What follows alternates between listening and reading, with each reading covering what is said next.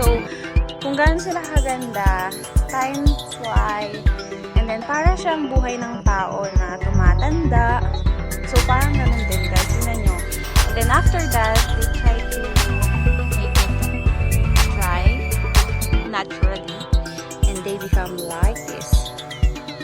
I have my sunflower seeds. And welcome to Europe!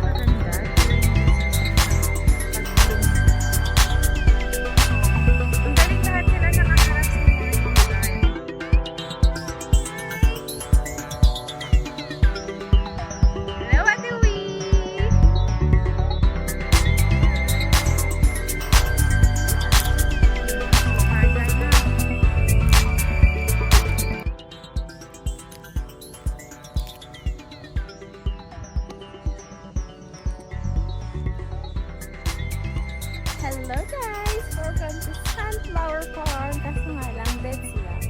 And ito na yung season kung saan yung sunflower seed